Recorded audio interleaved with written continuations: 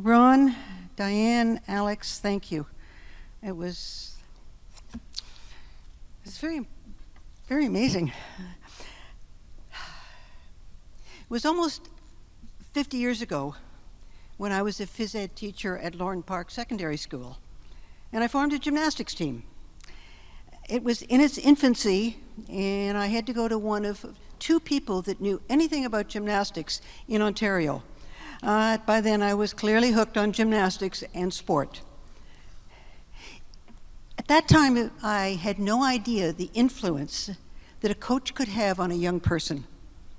It was about 25 years later that I re-met with a young lady who was on my gym team at Lorne Park. And she told me that I had saved her life. I was stunned. She explained that at Lorne Park, I dragged her into my gym practice and away from flirting with the boys. Perhaps Billy Graham had it correct when he said, a coach will have more impact on a young person than the average person has in a lifetime. The coach in 1 year versus an ordinary, everyday person in a whole lifetime. In the early years of coaching and directing Mississauga Gymnastic Club, I was absent from home a good deal. During those days, a neighbor found our daughter, Shannon, not yet in school, who was walking a couple of blocks from home. The neighbor stopped and asked her, where was she going? And she said, to find Mommy at the gym. I miss her. Many years later, I received an email from our son Todd just prior to my heading to the Sydney Olympics to judge the games. And it read, and I kept it, these are as much your Olympics as they are the competitors, Mom. Consider all the hardships, the training, the sacrifices, and the all-round BS that you had to overcome and push through to get where you are today. Make sure you take time to drink in the experience as it is a unique one.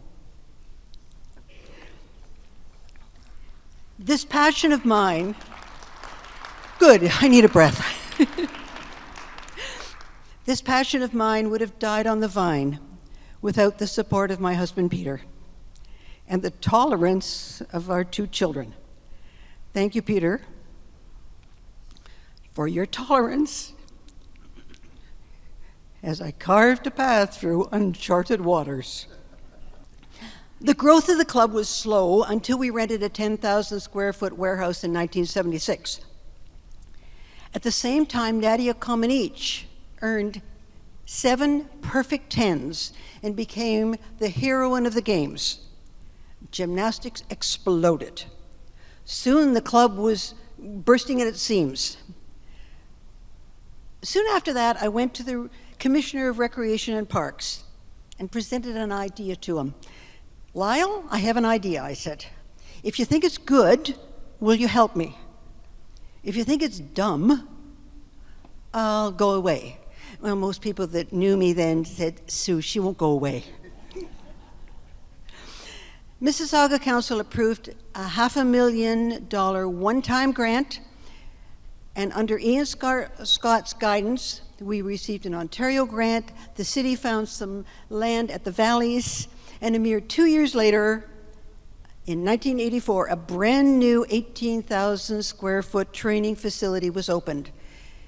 It was then that I said to myself, with a sigh of happiness, gymnastics is secure in Mississauga.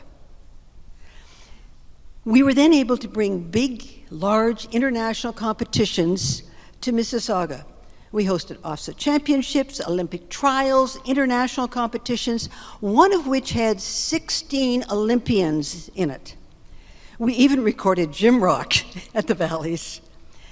But the focal point of the growth and success of Gymnastics Mississauga is the young people. It required talented and caring coaching at all levels. Thank you, Alex Bard, for your 31 years of outstanding coaching at Mississauga.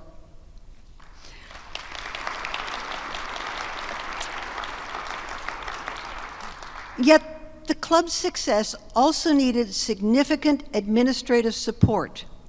And to quote Stella Ume, we had great coaching, but without administrative involvement of parents and volunteers who risked, in some cases, their own personal money, we athletes could never have achieved what we did.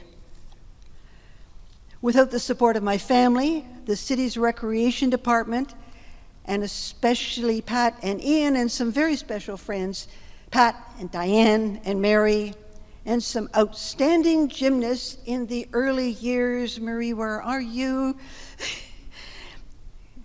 Mississauga would never have reached the success it did. I am honored, I'm humbled to join such an outstanding group, and I am most appreciative of 2 grandchildren.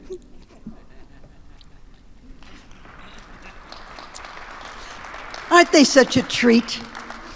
Anyway, thank you, Ron, and your committee for this wonderful honor, for the support of my family, and the hundreds of volunteers and the city.